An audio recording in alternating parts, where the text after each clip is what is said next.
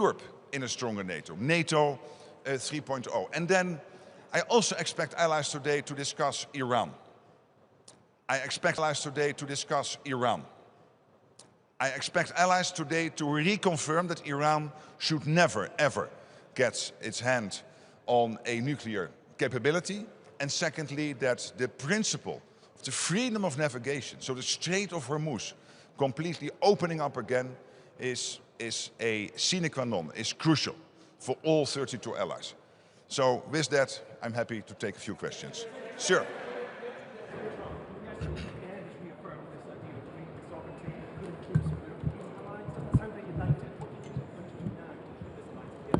I cannot hear you. Is there a microphone somewhere? Oh, sorry. Then I'll just listen better.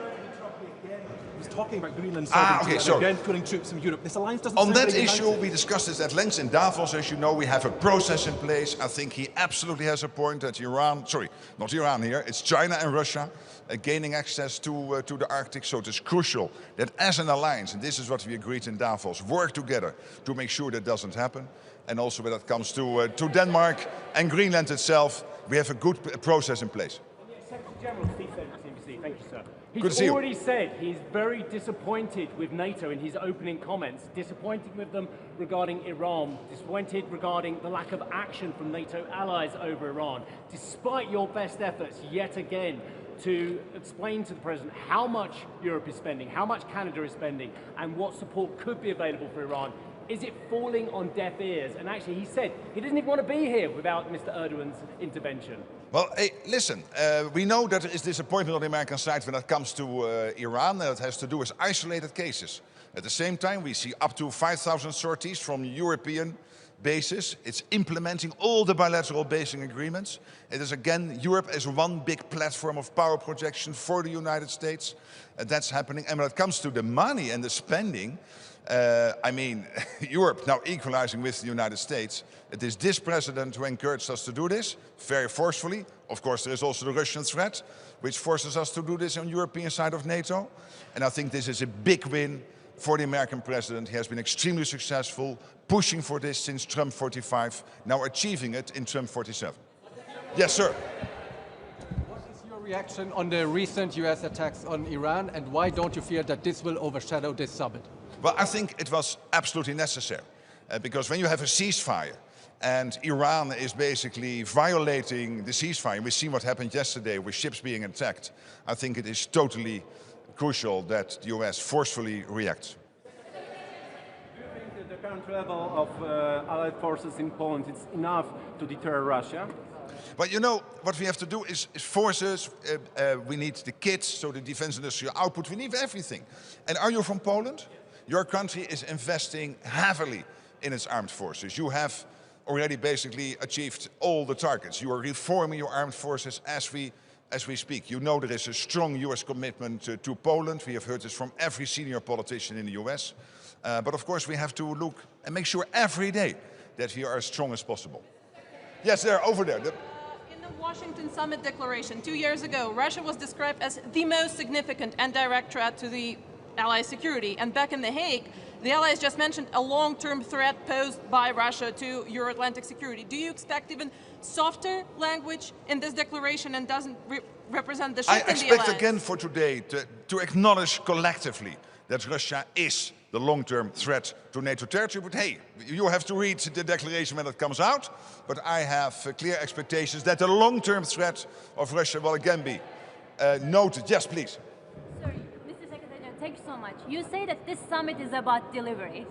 What is the single most important outcome that you're expecting to see out of this summit? Are we expecting to see something like 5% defense pledge like we saw at the summit in Hague? Are we expecting? But this is about delivering on the pledge. The 5% pledge was there. What we are now doing is delivering on the 5% pledge. And the amazing news is that already this year in 2026, we have, when you combine the core defense spending and the defense-related spending, we have already reached 4% on a 10-year trajectory. In 1 year, Canada and Europe getting to the 4%. And that means huge increases in core defense spending, also increases, of course, in defense-related spending. But then on the priority, given the fact that spending is going up and so much money is now coming in, Also noting that we need to keep the support for Ukraine going, I think the main issue yesterday, today, is defense industrial output, because in the end, you cannot defend yourself with dollars or pounds or euros or liras here in Turkey. You have to protect yourself with men and women in uniform. You have to recruit them, and you need the defense industrial output. This was the problem. It's not completely solved, not in the US, not in Europe. We still need more defense industrial output, but we are really getting so far ahead already this year. You've seen it yesterday. Two more questions. You said yesterday you invoked the spirit of the World Cup and talked about NATO being one team. And yet, as we've heard Donald Trump saying he could pull US troops out of Europe, he wants to take hold of Greenland again. Do you take his threats seriously, or do you still think that he is a committed member of the team? He is completely committed to there is complete commitment of the United States to NATO, but there was one, and still to a certain extent, is one expectation. So the commitment is there, no doubt. Also because NATO is there in the US interest to prevent, for example, the nuclear submarines of Russia to end up on the shores of the United States. The US, to stay safe, needs to secure Atlantic, Europe and Arctic. So there is complete commitment to NATO. But hey, there's also an expectation. And the expectation was and is that the Europeans and the Canadians will equalize their spending with the United States, which I think, and many of the colleagues in the room today think, is completely fair. Now, the good news is, and this is the big win today, it's a loss for Putin, it is a win for President Trump, that the Europeans and the Canadians are doing exactly that. Final question. Sir, with the hat. Lauri from Finland. Can you speak a little bit louder? Yeah. What is your message to Russia and Vladimir Putin? They are carefully following NATO summit here in Ankara. What is your message? My message is that this alliance of 1 billion people living in Europe, living in Canada, living in the United States, that this alliance will defend every inch of our territory, that you cannot win from NATO. We are defensive, we will never attack anyone, we will only defend our way of life, our democracies, our territory, so don't fool with us, don't play with us. Thank you so much, and I'll see you after the conference at my press conference. Looking forward to that. Take care.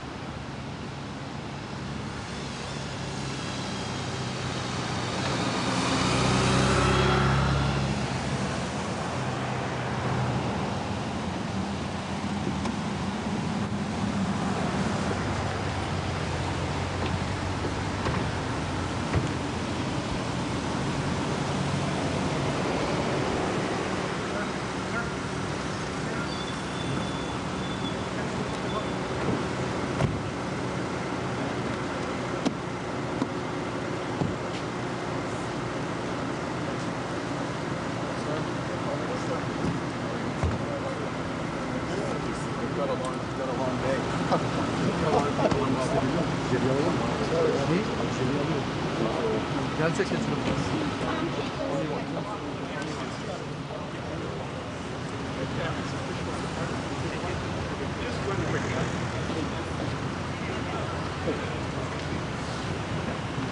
Just be mindful of the camera. Yeah. Please.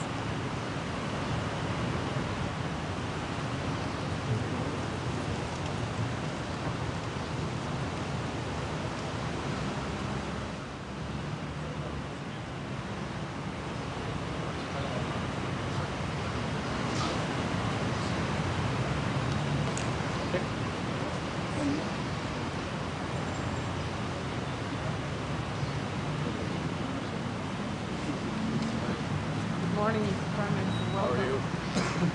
A lovely morning. It's a lovely morning. That's the first of May.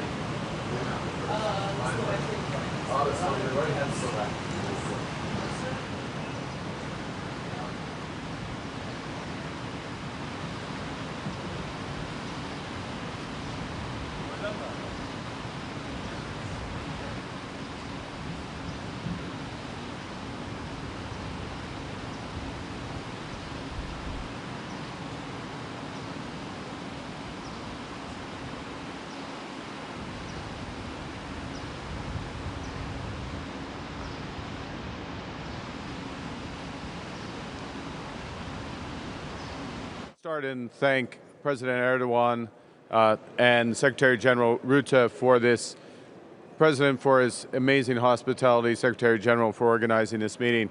It takes place at a context where the threats that we face are changing rapidly, both in terms of the nature of warfare, hybrid warfare, hypersonic missiles, autonomous warfare, and also the direct threats that we face in terms of hybrid warfare. Russia is a direct adversary.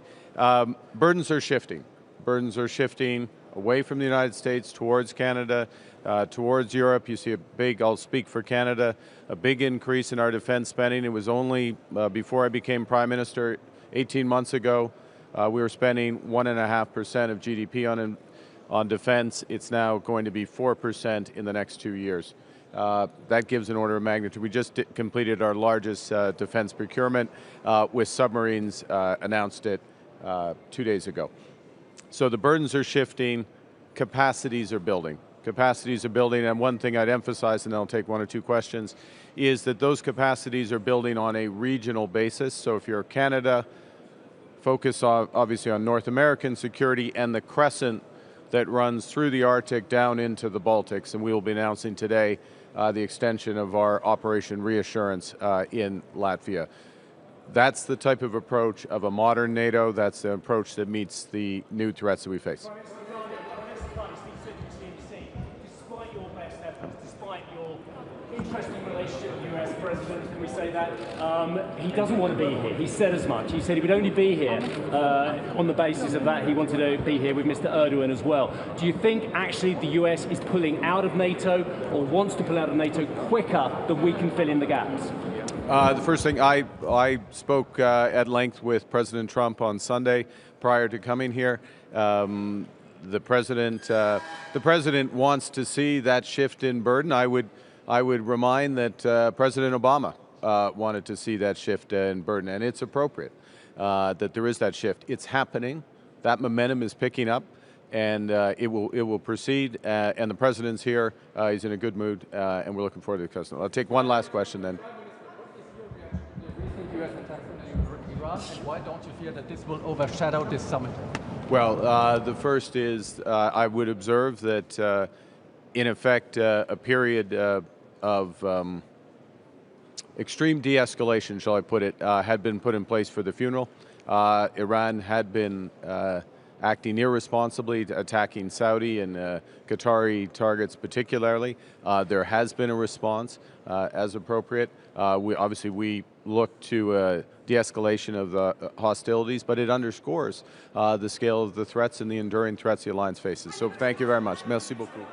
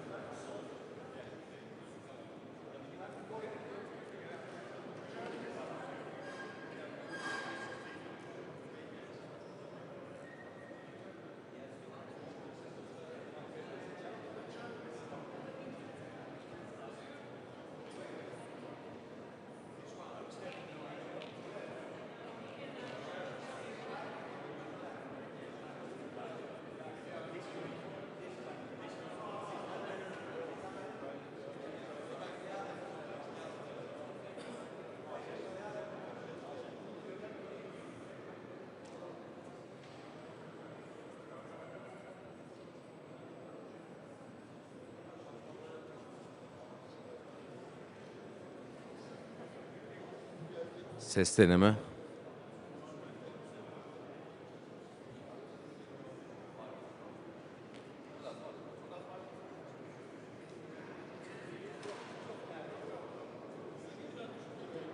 Onlar düşürdüler. Evet, kapattılar hatta.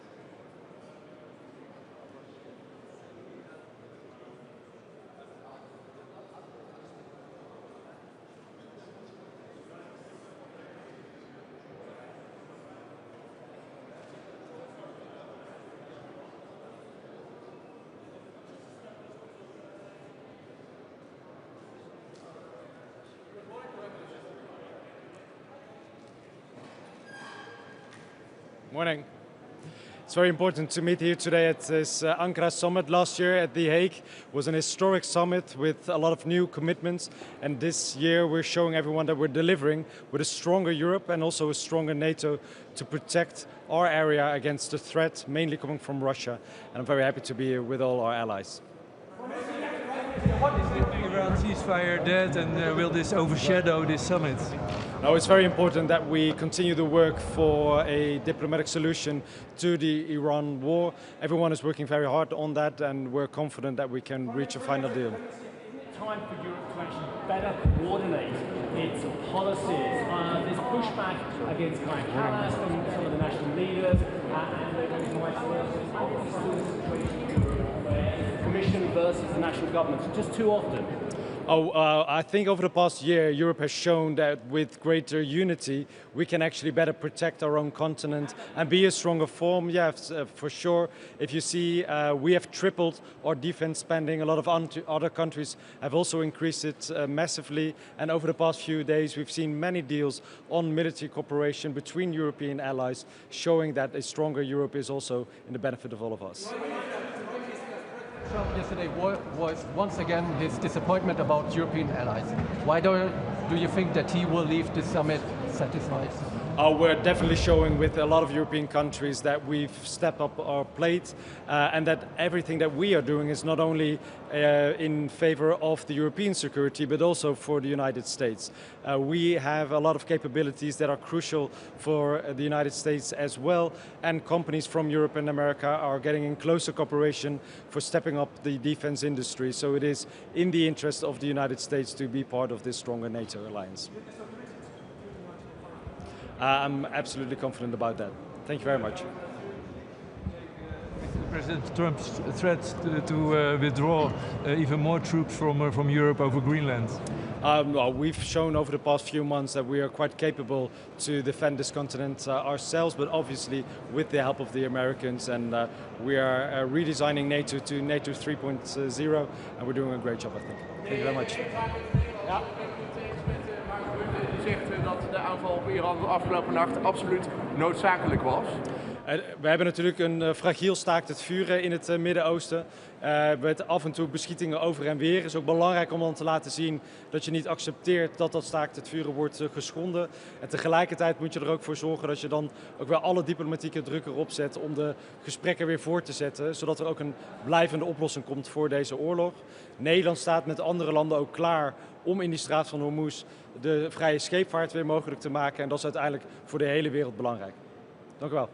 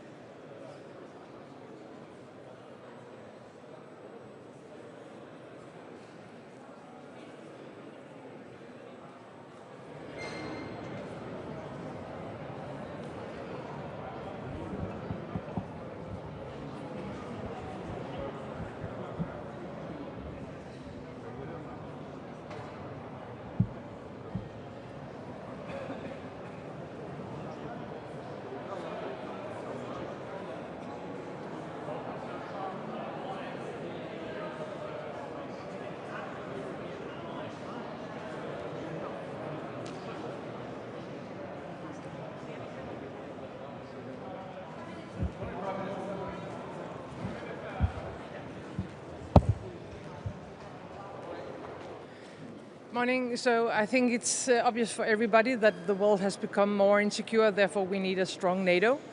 We need an even stronger NATO. We are still the strongest alliance, and let's keep it that way. So my main message today will be, of course, the importance of rearming Europe. We need to step up. Secondly, we need a stronger industrial base in Europe and transatlantic in the US. And thirdly, we need to help Ukraine even more, put more pressure on Russia, and ensure that the only right winner of this war, of course, will be Ukraine. I think everybody knows that it's difficult times, and therefore our unity and our willingness to stand together in this world is maybe more important than ever seen before. Trump yesterday pointed out at Greenland once again. What is your reaction to this? How do you want to convince him today that hands off Greenland? Yeah, I heard the US president yesterday, and I think the US position is unfortunately very clear on this topic. And our position is as clear as it has been all through. Greenland is of course not for sale. We hope that all, including all allies, will respect the Greenlandic people's right for self-determination. And we are a sovereign state, and we need everybody to respect our territorial integrity and our sovereignty. Is Denmark ready to militarily defend Greenland? An extraordinary premise, but is it ready to militarily defend Greenland if there is an attack from any party? We are ready to defend every inch of NATO, including our own territory. But one of the reasons why we have built NATO many, many years ago is if anything happens to one of us, then everybody should stand up for each other. I mean, Article 5 is our insurance. It goes for the eastern flank right now with the hybrid war coming in from Russia. It goes for US when they were attacked 9/11. And the same goes for Greenland if anything happens in our direction. But against any party, whether it's a foe or whether it's an erstwhile friend, you will defend every inch of Greenland. Of course we will defend the Kingdom of Denmark. Excuse me? How committed do you think the US is to Article 5 as it stands? I haven't heard that they are not committed to Article 5. And I mean, from a European perspective, I mean, I would not be able to secure my people without NATO. And I think the same goes for US. It is because of NATO that our people, transatlantic, can be safe. And that will be the same in the future. Thank you.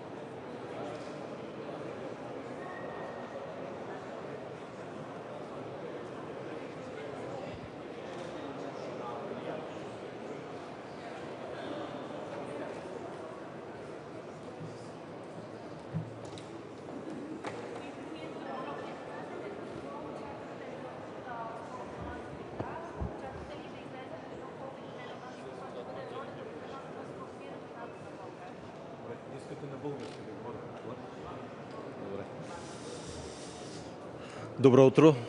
Днешната среща на върха в Анкара се провежда в един важен момент на дълбока трансформация на Альянса, който отразява необходимостта и, разбира се, амбицията на европейските страни членки да засилят своя принос в общите отбранителни способности на Альянса.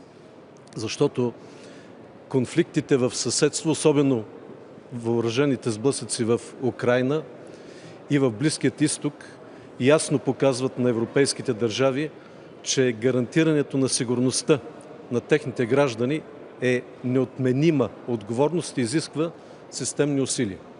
Специално за България, с укрепването на нашия собствен национален отбранителен капацитет, страната ни се превръща в важен фактор на стабилност в критичния и стратегически важен за Альянса Черноморски регион. И в тази връзка страната ни съсредоточава своите усилия за изграждане на собствени отбранителни способности, но и за развитие на нашата отбранителна индустрия и наука. Постигането на целта на НАТО за 5% от брутният вътрешен продукт за отбрана за нас означава развитие не само на класическите отбранителни способности, но и инвестиции в инфраструктура, в свързаност, в дигитална устойчивост и киберсигурност. И много важно е, че днес се провежда тук и форумът на отбранителните индустрии, защото това дава възможност за преодоляване на фрагментацията в европейската отбранителна индустрия. Дава възможност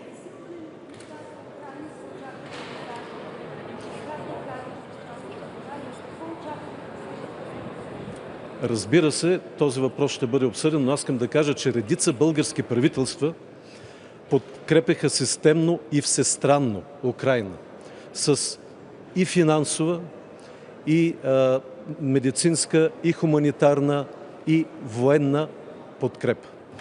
Но всички български политици, които най-много обещаваха финансова подкрепа за Украина, направиха много малко за развитие на нашата икономика и за осигуряване на средства в нашия бюджет. Така че България ще подкрепя финансово Украина в рамките на нашите възможности, без това, разбира се, да влияе върху социалните разходи и трябва да отчитаме големият дефицит, който ни завещаха предишните управления.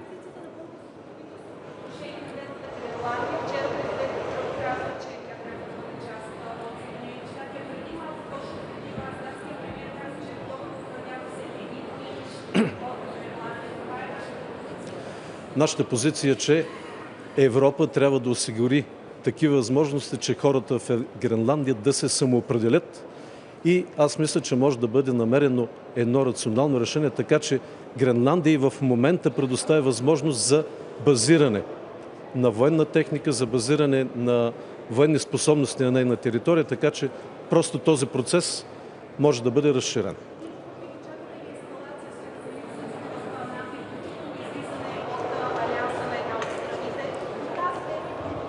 Не, тази тема периодично избухва. Аз не очаквам това да се случи и мисля, че Европа стои единна зад Дания в този спор.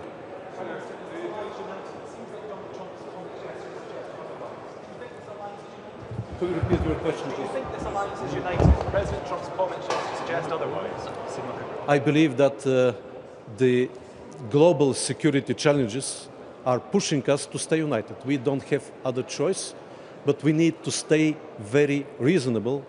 We need a comprehensive assessment of the security challenges. And that's why we need to take into account all the security circumstances.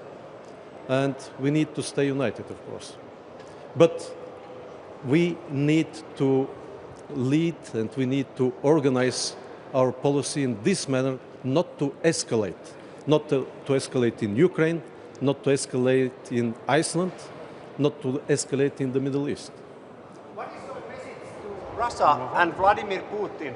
Russia is shooting ballistic missiles on Kyiv every week, every night. What is your message to the Kremlin? My message is clear.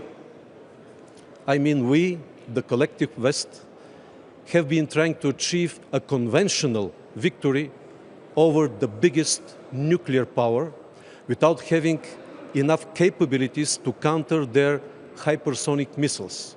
And this is increasing dramatically the risk of escalation. This is increasing dramatically the risk of involving nuclear answer. And this is very, very dangerous.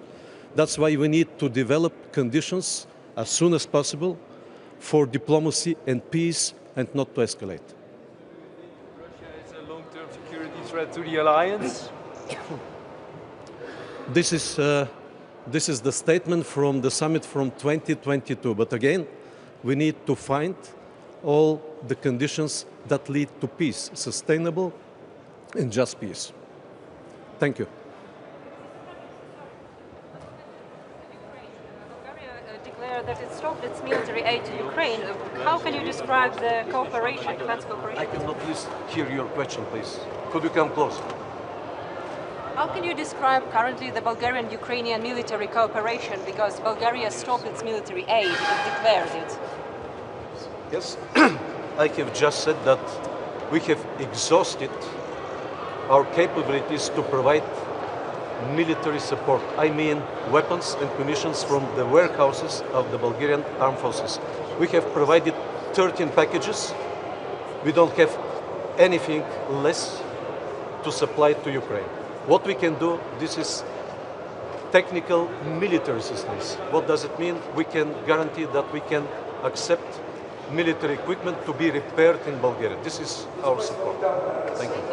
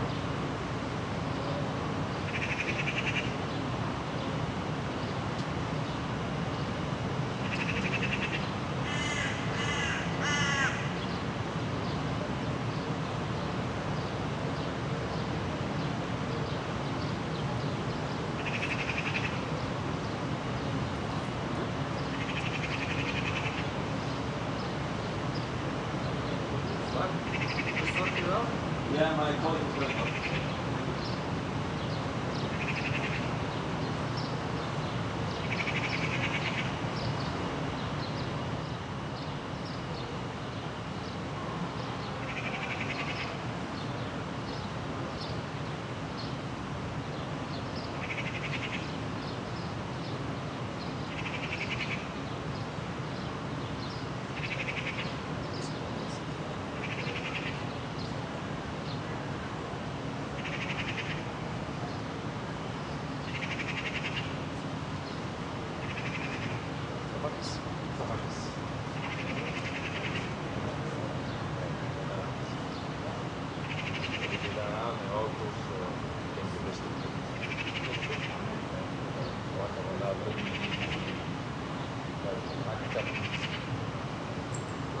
Obrony Narodowej pana Kosiniaka-Kamysza. Ja o to zabiegam od 3 września, od pierwszej wizyty w Stanach Zjednoczonych. Pan prezydent Trump wypełnia swoje deklaracje. Teraz już wszystko przed Polskim Ministerstwem Obrony Narodowej. Można powiedzieć, że ta autostrada do stałej obecności wojsk amerykańskich w Polsce na poziomie prezydentów, na poziomie politycznym jest otwarta. Wczoraj rozmawiałem z wieloma liderami świata podczas kolacji, naszymi sojusznikami. Wśród nich był także oczywiście prezydent Zełenski. Być może jeszcze będzie okazja dzisiaj, aby porozmawiać. Wydaje mi się to naturalne, że państwa, które są sąsiadami, które mają wspólnego wroga, jakim jest Federacja Rosyjska, pozostają ze sobą w dialogu, niezależnie od pewnych napięć bilateralnych.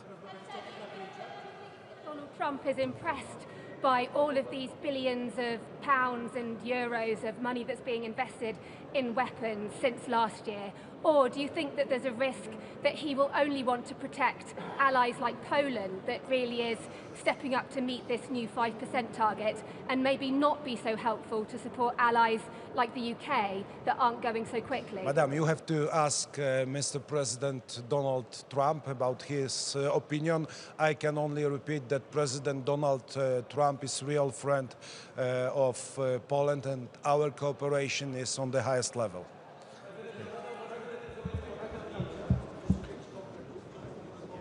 Dyskutowaliśmy wczoraj z prezydentem Zełenskim kurtuazyjnie. Dzisiaj być może powtórzymy tą dyskusję. Oczywiście stanowisko w kwestiach, które dotyczą naszych bilateralnych napięć, dla mnie jest niezmienne. Polska i myślę, że cała Europa nie może traktować odwoływania się do żołnierzy UPA, którzy odpowiadają za śmierć 120 000 Polaków. Natomiast to nie wyklucza naszego dialogu, naszej dyskusji. To jest rzecz oczywista w świecie dyplomacji, że jeszcze raz to powtórzę, pozostajemy w dialogu, a także odczuwamy wspólne zagrożenie za sprawą Federacji Rosyjskiej. Ukraina jest w wojnie z Federacją Rosyjską. Polska przez wiele wieków była w wojnie, w konflikcie z Federacją Rosyjską, więc jest ten punkt odniesienia i zrozumienia tej sytuacji.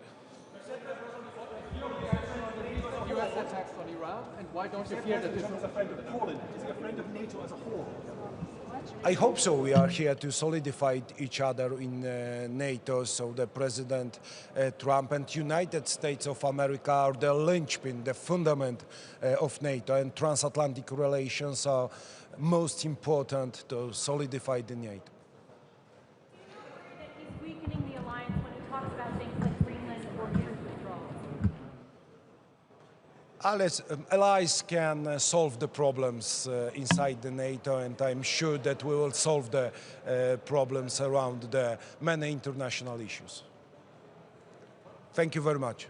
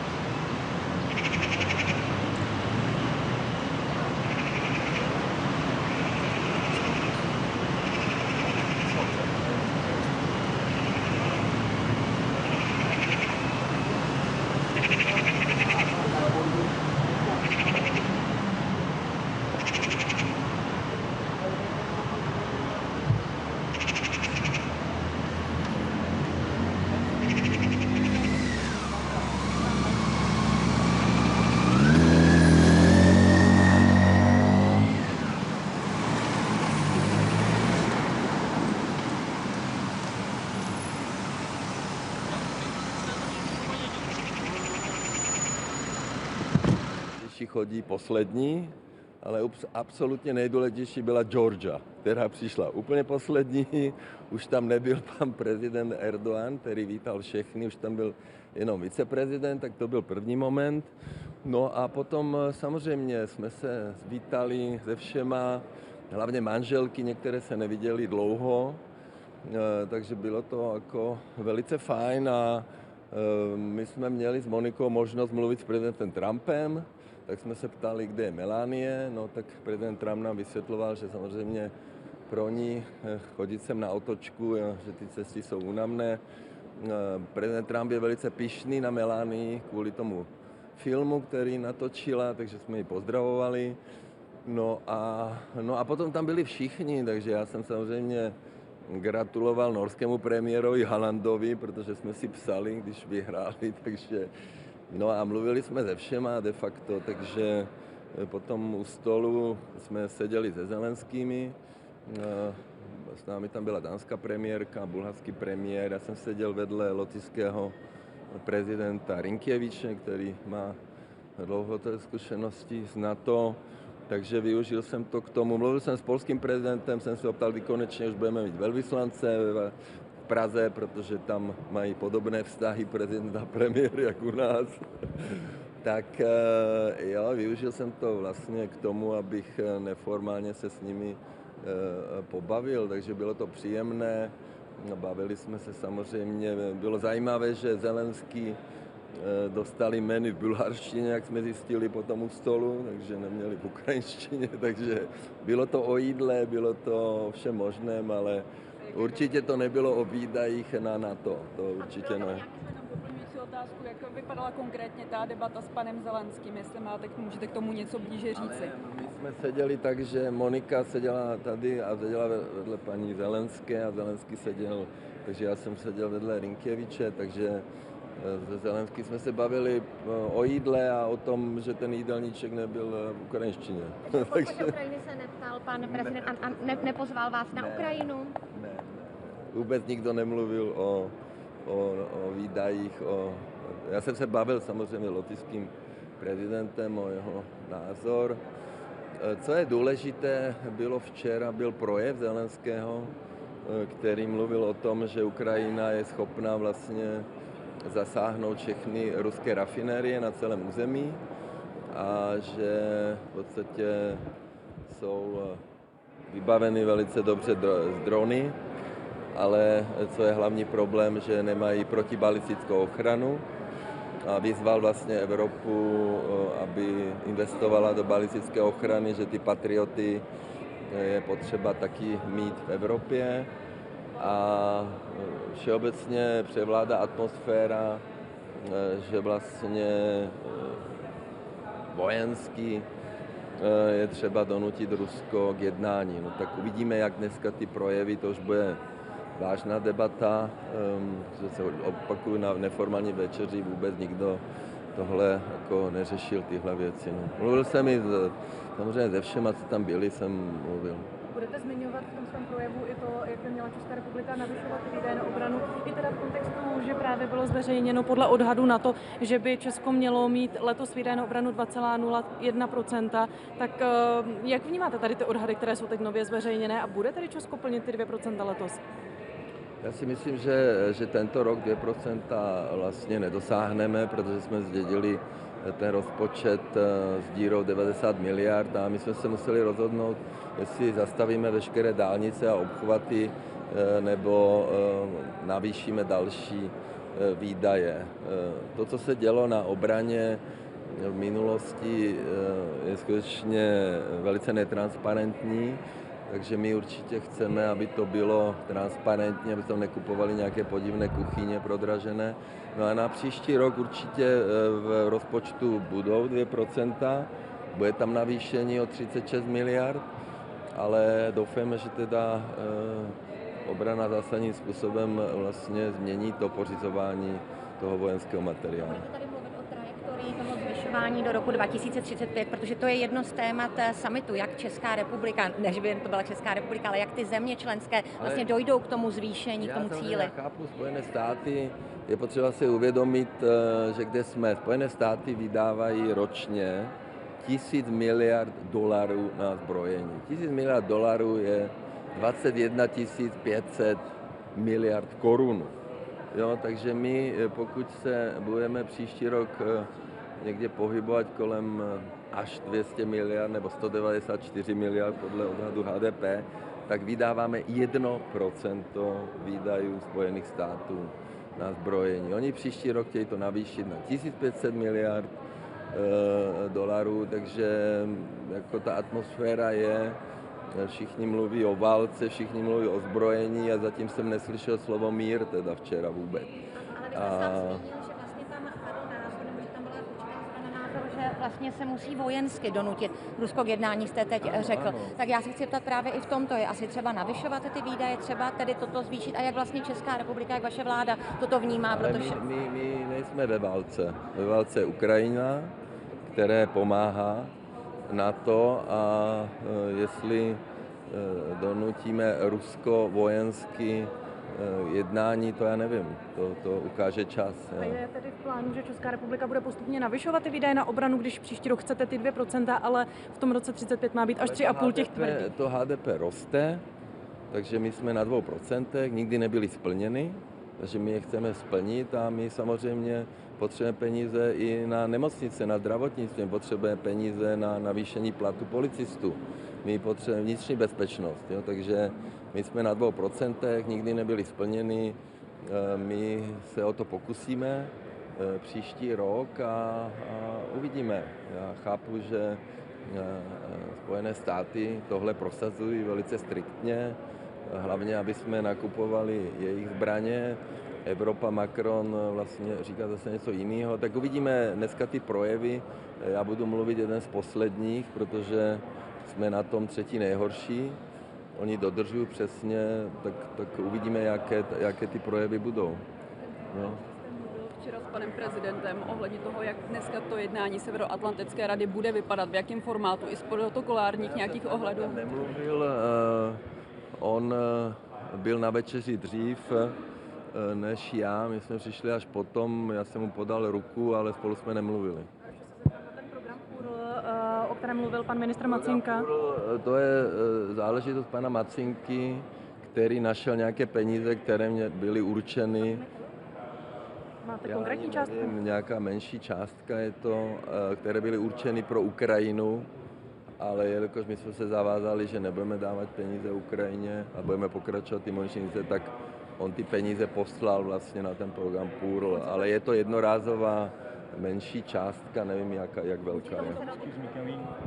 We are finishing. Vůči tomu se velmi ostře ohradil váš koaliční partner, předseda SPD a sněmovny Tomio Okamura. V pátek, tak určitě si to vyříkáme. Jo, mějte se hezky.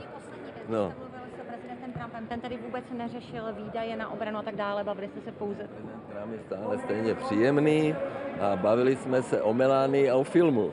Prosím vás, na večeři nebylo nic o výdajích NATO, nikoho to na večeři nezajímalo. Byli jsme tam s manželkami, bavili jsme se o jídle, o plno věcech, o fotbalu, Haaland, Genius a tak dále. No. Zazní ta kritika na Česko, že se neplní ty 2%. Čekáte tu kritiku dneska na té formální části? Uvidíme, my obhajujeme plnění výdajů minulé vlády, ale my vystupujeme za Českou republiku, takže určitě Fialovou vládu pomlouvat nebudeme. Jo? Mějte se hezky, na shledanou. Krásný den.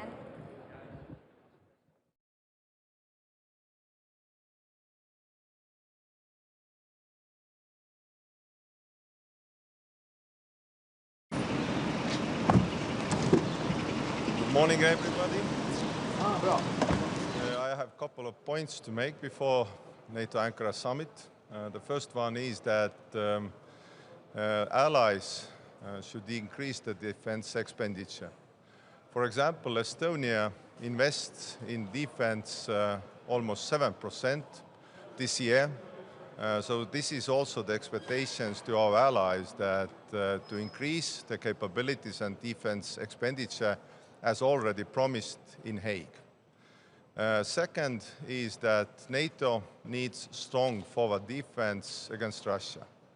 Russia is a credible and acute threat to everybody, and strong forward posture, strong defense, different countries stands up against it. And also We need to increase our capabilities in defense industry because we're still lagging behind compared to other countries. And the third one is that we should take concrete goals, mention them, and take concrete goals in helping of Ukraine. Because for us and for Europe, for NATO, Ukraine is fighting for us the rule-based world and the freedom. The blood is spilled for us also. Estonia has taken the commitment to help Ukraine by 0.25% per year, but last year it was already 0.35% because we always add more because we can do more. So I expect this summit also to mention this and take concrete goals. So thank you, and I hope this will be an excellent summit. Prime Minister, do you fear that actually the US wouldn't be there for Estonia despite all the efforts you're making? And could you just tell us a little bit about the threats you are facing on a regular basis from Russia? Every prime minister has his tenure and his time. Mine has been pretty much involved in different security incidents with Russia because when we decoupled, desynchronized our energy grids from Russia, the Baltic energy grids, and synchronized ourselves with Central Europe, then at that moment we needed NATO's help on the sea because Russia's shadow fleet was hitting our subsea cables between Estonia and Finland and so on. So I called Secretary General Mark Rutte, so did Alex Stubb from Finland, and our military guys interacted. And right now, as we are here, speaking here, we have NATO operation ongoing, or vigilance activity ongoing in the Baltic Sea. That was one. Second one was when the MiGs, Russian fighter jets, entered Estonian airspace. And that moment, NATO's air policing went up. Italian F-35s, the most modern they are, went up and diverted and escorted Russian planes out. And we have had different incidents. For example, air policing from Romania shot down one drone on Estonian territory and so on. So, if you're asking, is NATO working, and if I'm confident that NATO is working, I'm absolutely confident, because on the military level, I'm from the practical side. I'm not talking what if, because I know NATO is working. We have operations on the sea. We have air policing, which will be changed to air defense this summit. So I'm quite assured that America will be there. And President Trump has said quite robustly also with the Russian incidents that when asked, he will protect Baltics and Poland. So this is very important message also for us and also to Russia. Thank you. Thank you.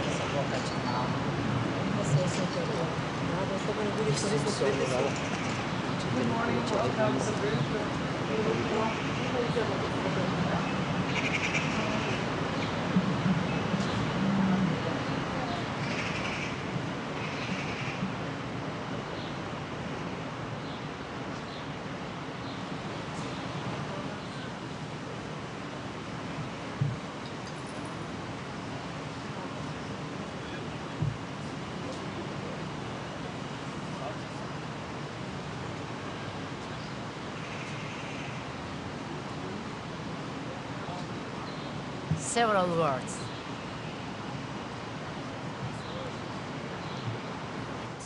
More Kantianism than Machiavellism.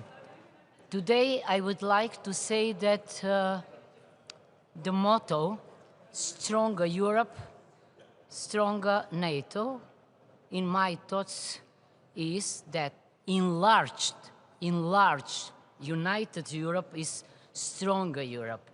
But the strongest Europe is Europe living in peace and democracy based on principles and values. That's my message. Thank you.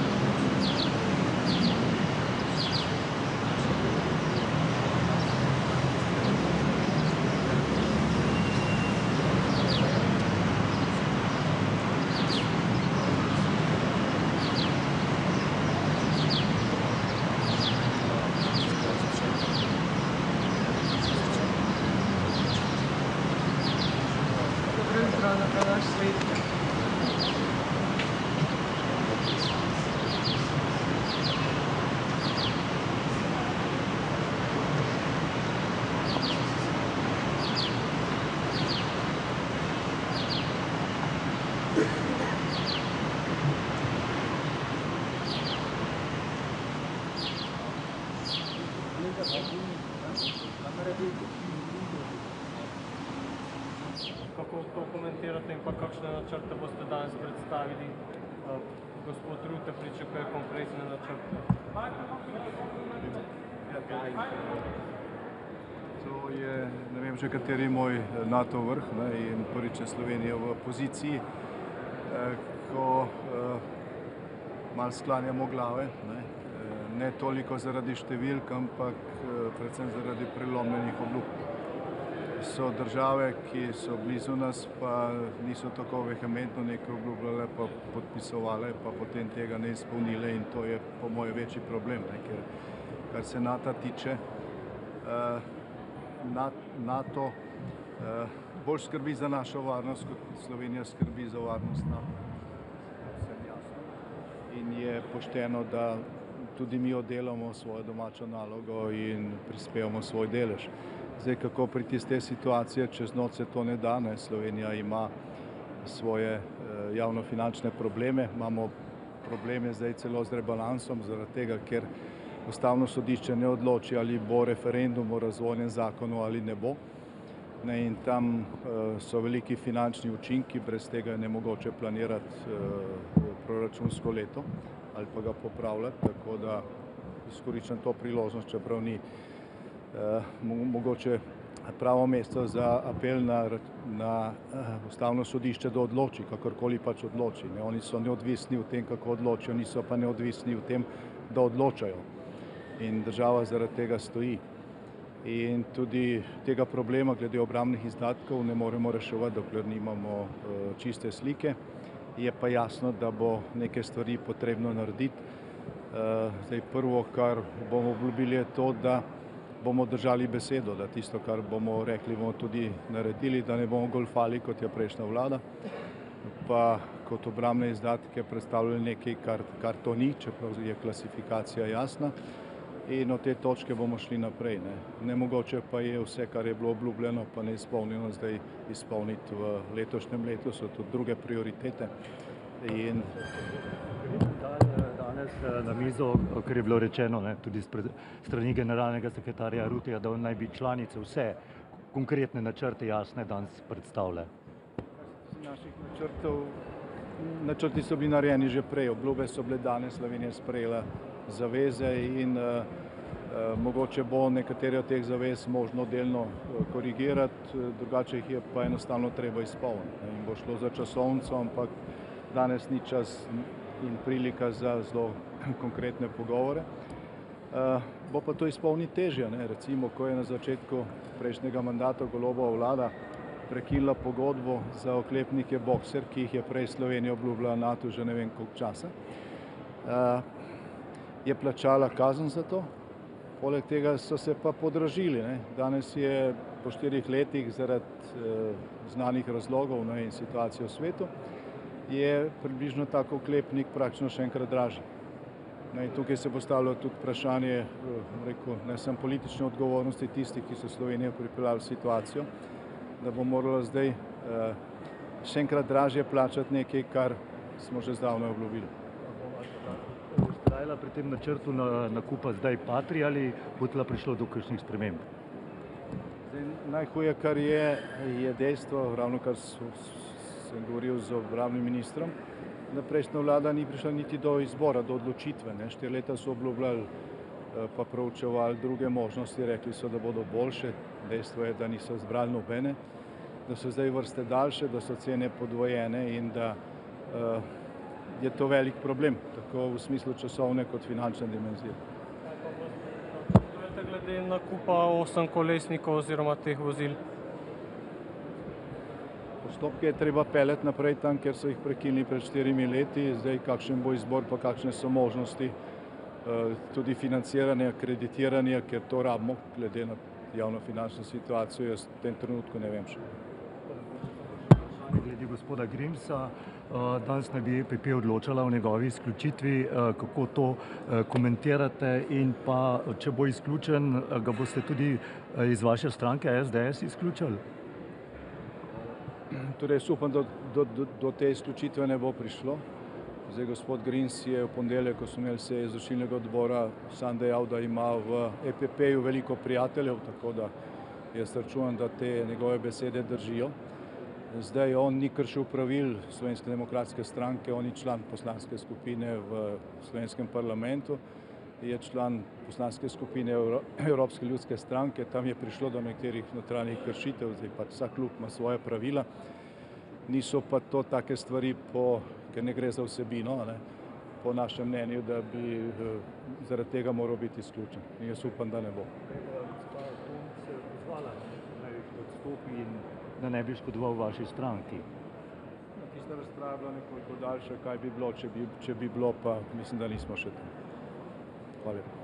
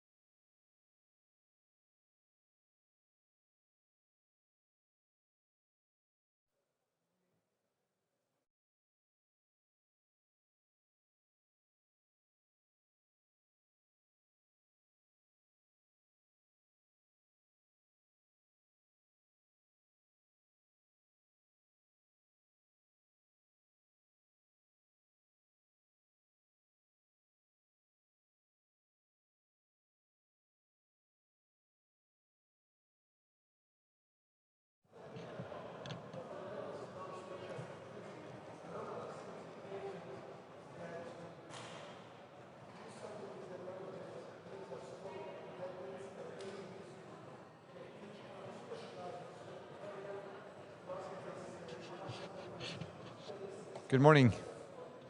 So Norway is happy to participate at this NATO summit. We believe the important milestone is that the burden sharing is happening. Europe is taking a greater responsibility that is highly welcome, necessary for Norway's part. We are at 4.7% of our defense spending. Purely defense is 3.17%. Which is en route to reach the goals we set in The Hague. We are also having more integration of our defense capabilities. Yesterday's agreement between Norway, Germany and Canada about Canada's purchase of submarines, common fleet with Norway and Germany, is a clear illustration of how we can do these important undertakings together. Then the other topic here will be Ukraine. Our consistent support to Ukraine in this very critical moment so that they can continue to defend themselves. And I hope we will be making progress on these issues. Prime Minister, despite the efforts of other nations that are spending vast amounts more money, the US President has already said, well, he may pull out 80,000 troops from Europe, all the troops in Europe.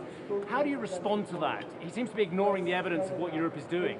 Well, I think, part of this is that the US has a broader agenda. The US has responsibilities beyond Europe, and this is not coming with President Trump. It's been in the books for a long time. Now it's happening, And it's happening in a way where Europe is stepping up. And I think we are doing that in a responsible way. The rhetoric of this leader or that leader, we have to live with that. But if you look at the evidence, Europe is stepping up, not only in the way we spend, but that we spend wisely. We don't duplicate each other, but we spend in capabilities. All of its troops out of Europe. We are woefully undefended, aren't we? Yeah, but I don't see the US pulling all of their troops out of Europe. You know, it happens at time that President Trump is asking, what does NATO bring to the US? And I can tell you from Norway's perspective, a lot. We can demonstrate that what we do in the High North, in the Arctic, looking after, keeping calm, is of importance for our security, but also for the US homeland security. But I would like to say, because we live in a tense situation in Europe, this alliance is a threat to nobody. But it is made in a way that nobody should come up with the idea of threatening us. And that's why the summit is important to take stock. And I will reiterate again, it is of paramount importance to get a ceasefire and a fair and lasting peace for Ukraine. A Russian spy plane dropping sonar buoys around a British HMS Prince of Wales aircraft carrier. Do you think that even though NATO is stepping up with its weapons spending, it's still failing to deter Russia under the threshold of conventional war, and actually that could ultimately lead to direct confrontation between Russia and the alliance? Well, I think, you know, this is just underlining the need to maintain capacity in the northern waters, that we have surveillance capacity, that we have a modern fleet. The major investment Norway is making in its defense will be in its navy. And we do that in very innovative cooperation now with our British allies, with our Canadian and German allies. And we welcome that our partners are sailing more in the northern waters, precisely to avoid incidents like that. Igjen ønsker å overta Grønland, og sier det I går. Nei, jeg sier det samme som tidligere. Jeg tar avstand fra den type uttalelser. Grønland en del av kongeriket Danmark. Det grønlendere og dansker som må avgjøre hvordan den utviklingen skal være. Og sikkerheten I Arktis, den tar vi vare på sammen. Der har vi gjort et viktig arbeid det siste året med USA og andre arktiske stater.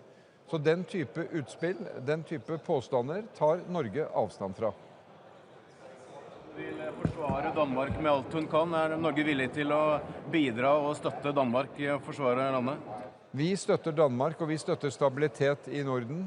Der det avklarte grenser, avklarte forhold. Og selvfølgelig så har Danmark som vår nordiske og europeiske og NATO-partner vår fulle støtte. Thank you.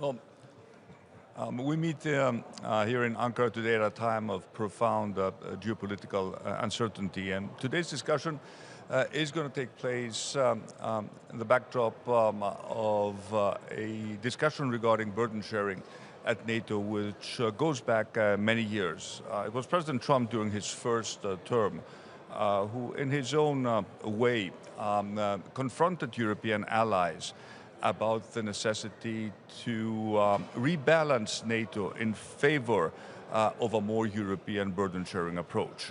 And this is something which indeed has taken place over the past years, and I've always been a strong advocate of the concept of European strategic autonomy, not as a competitor to NATO, but as a strong European pillar that would strengthen the alliance across the board. In The Hague last year, we took important decisions regarding the milestones that we will set regarding defense spending. And I'm happy to report that my country, Greece, is already, as of this year, meeting the 3.5% defense target way ahead of schedule. We are currently implementing a 25 billion euro modernization program for our armed forces. My country is in a very delicate neighborhood facing geopolitical challenges. We have always kept our commitment to NATO spending even in times of deep austerity, and we're now one of the 5 countries leading NATO when it comes to defense spending. Finally, when it comes to the regional situation, let me express my hope and optimism that the truce between Iran and the United States will hold. It is critical to give diplomacy time to resolve this thorny issue, and at a time when the cost of living is the #1 priority for all European governments, we of course all hope that we will not have a new increase in tensions that will lead into a further increase in the price of oil.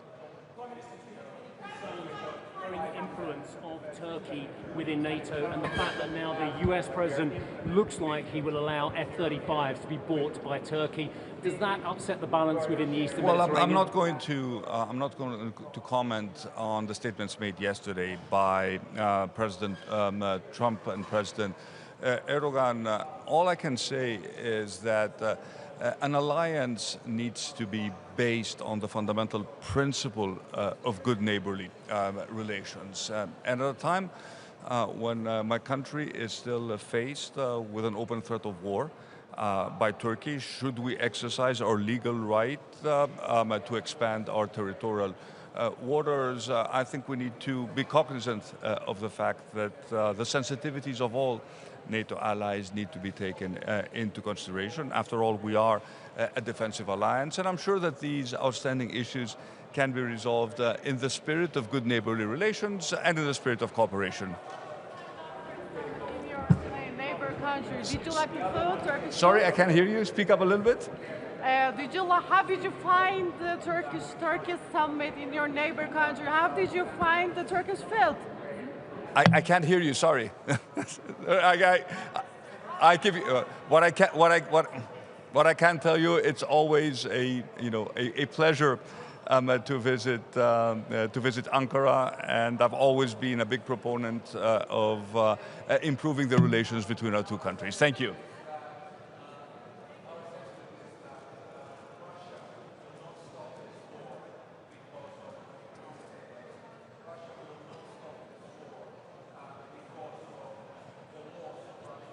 Good morning.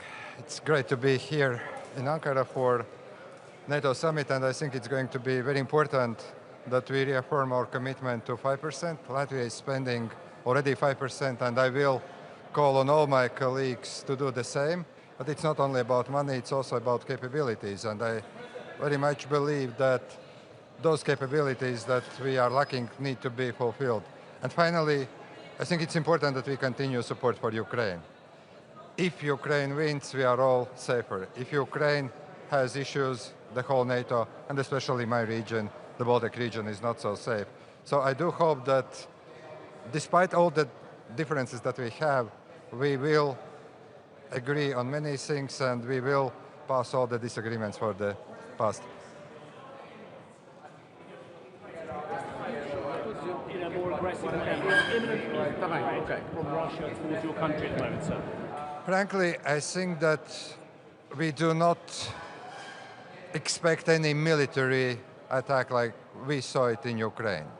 What I should remind that we are actually under the permanent hybrid attack. And also what we need to remind to the world that it is very important that we address the shortfalls that we have. Air defense systems, anti-drone systems, but when it comes to the hybrid warfare, we need to be prepared. At the same time, what I'm noticing is also that Russia loves that we are scared.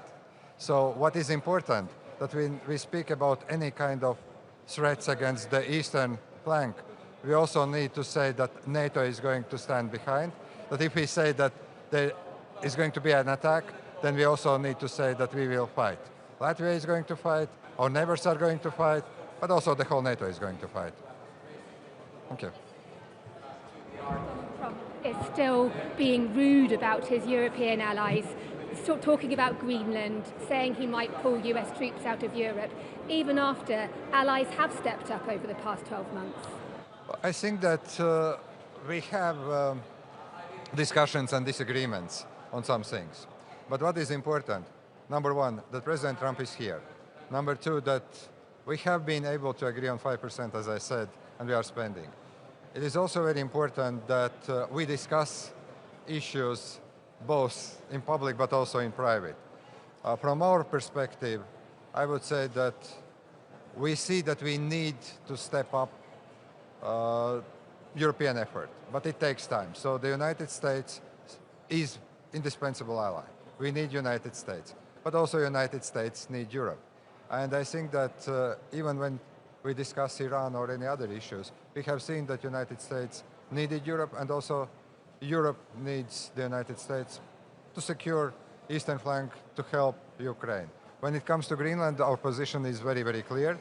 And we see that Greenland is indispensable part of Denmark, but also we agree that we need to step up also the Arctic security. And that is something that NATO is prepared to do. And I would very much back also both the security of Arctic, but also Latvia is ready to contribute to the stabilization of Hormuz Straits. And we are working with the United States and with like-minded nations there. So you can find deals, and sometimes rhetoric helps to move faster than probably we would do that under different circumstances.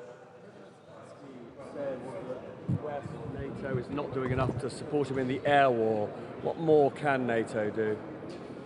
It's a very easy answer, but probably it's very difficult to fulfill. We simply need to send more air defense missiles and equipment. And I think that Ukraine is doing great when it comes to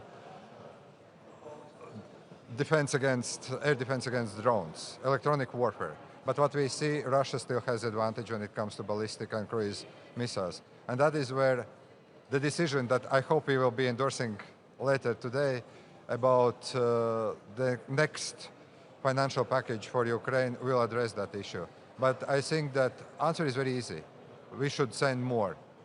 The implementation is not so easy, and that's why this summit is very important, that it is very much focused also on industrial side, because we have money, but you can't fight with money. You have to invest in missiles, in equipment, and here I do hope we will be able to agree. Thank you. Thank you very much.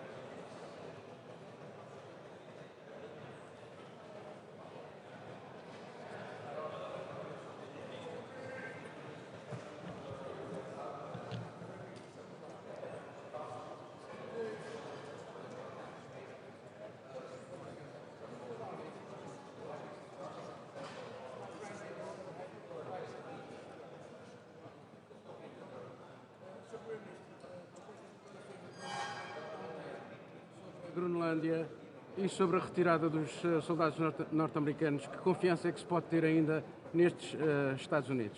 Bom, muito bom dia. Queria, em primeiro lugar, destacar que esta é uma cimeira onde será assumida a unidade da Aliança Atlântica, o respeito e a manutenção da prevalência do artigo 5º enquanto elemento absolutamente crucial da solidariedade e da partilha da política de segurança e defesa de todos os 32 Estados-membros da NATO. Em segundo lugar, é também uma cimeira onde se dá sequência ao reforço do pilar europeu dentro da NATO e dos compromissos de investimento de todos os países da Europa, no âmbito do qual Portugal tem vindo a assumir também a sua responsabilidade.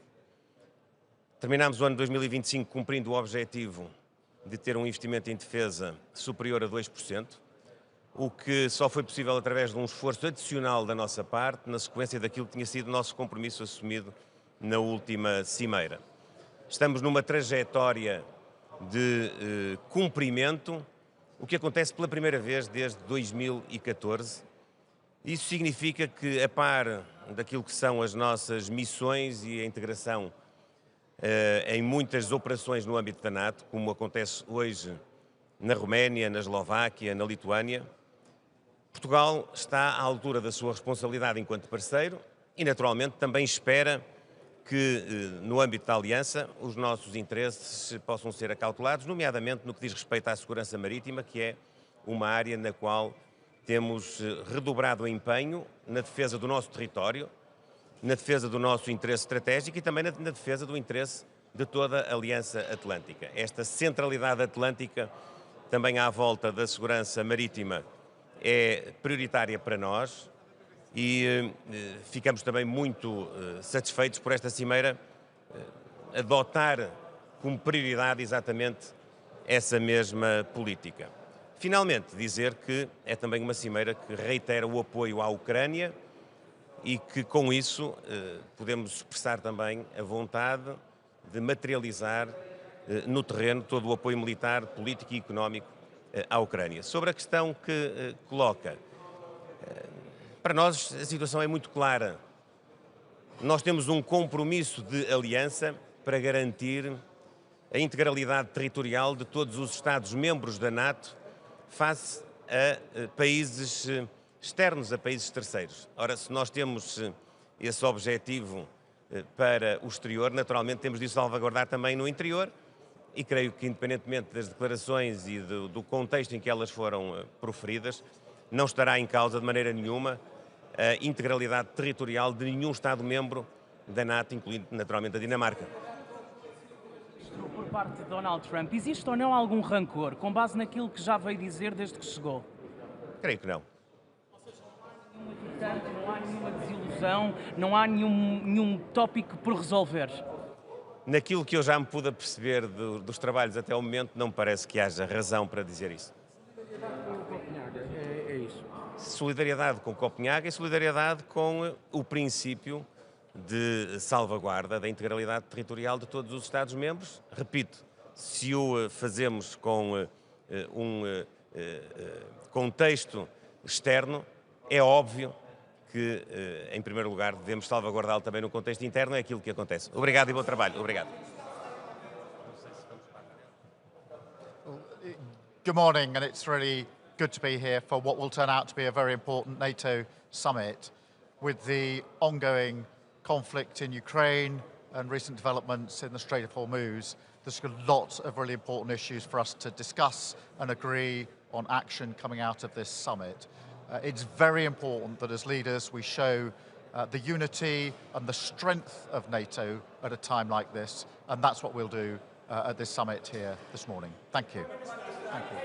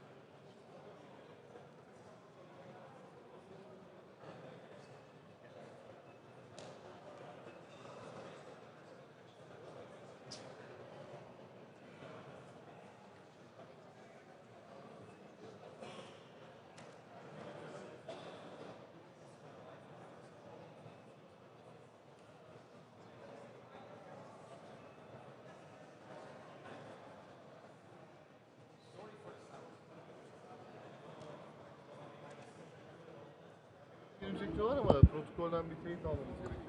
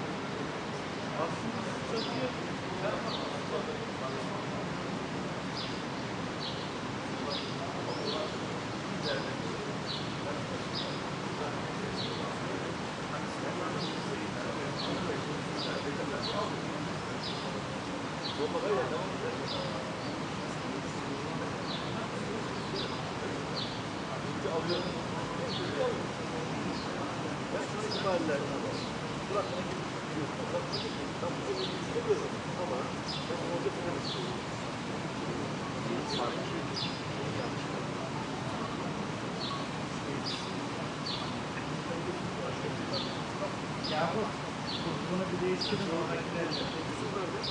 Bunun arkasında abi. Arkadaşlar burada.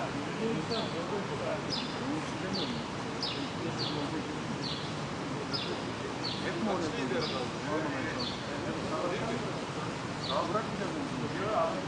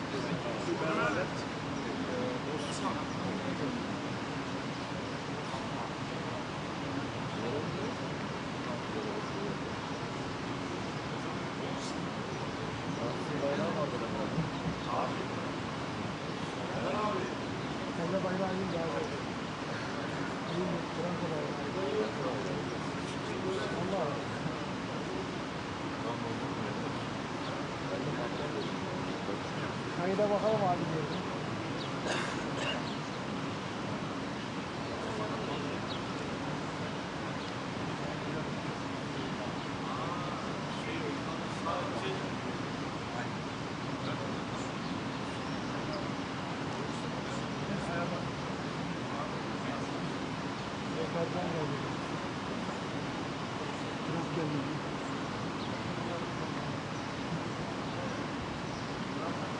NATO'yu sorunlardan.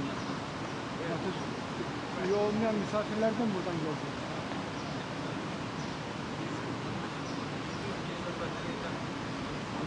Güney Kore var, Ukrayna var.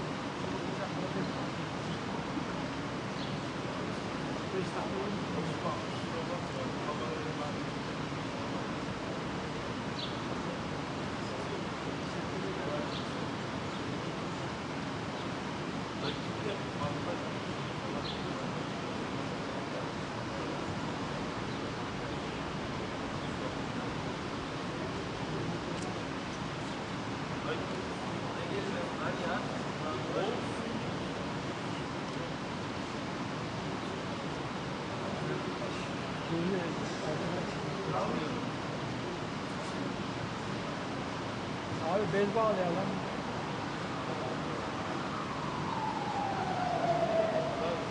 Geliyor. Ses gelmiyor.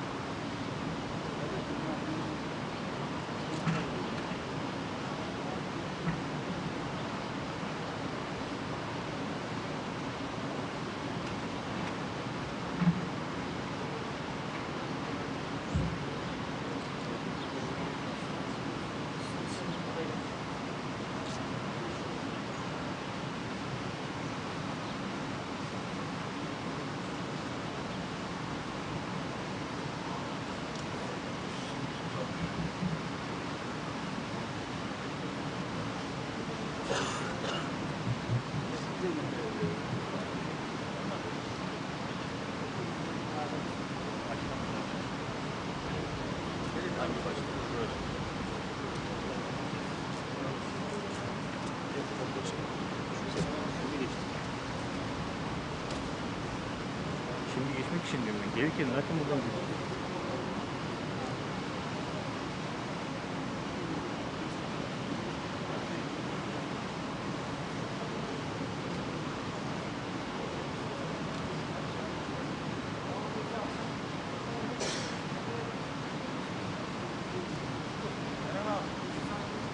Abi Harun bir saat nöbet tutacak burada, siz sonra kendi aranızda dönüşürüz. Tamam.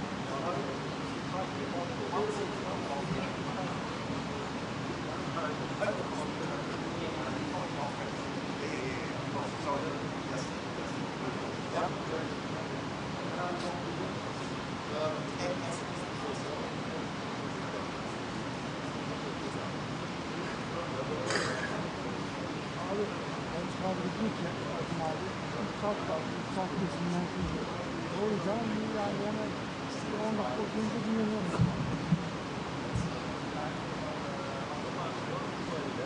Çektim abi. Rapor aldım.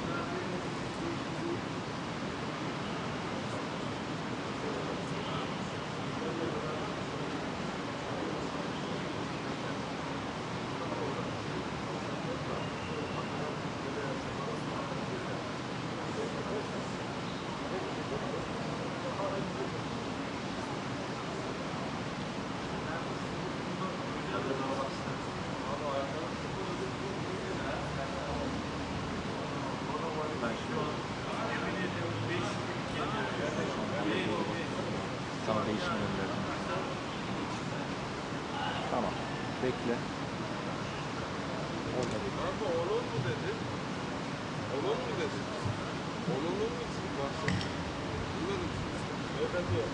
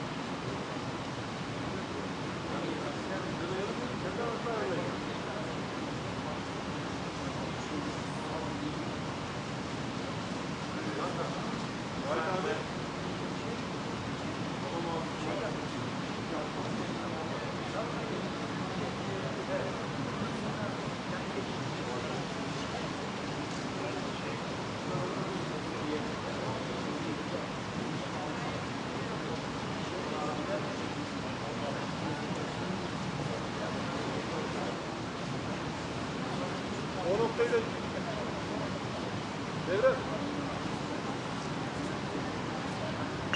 Bu noktayı da size birleştireyim. Bu noktayı da size. Eğer çok ekstra bir şey olursa hemen atacağım. Ankara'ya geçeceğim.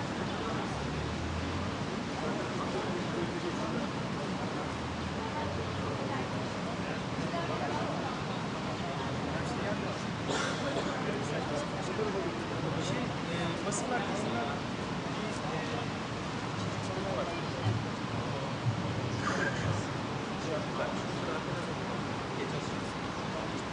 Tamam, şurada deneye geçiş noktamız var. Şurada, evet, şu tam köşe. Evet, hızlı bir şekilde. Beyefendi ondan sonra ben gideyim. Giriş çıkarken arkadaşlarıma söylersiniz içeri girerken. Burası değil, şuradaki iki kişi var bak. O arkadaşlarıma söyleyin, bir kişiyi daha alıp geleceğim. Yardımcı olsun.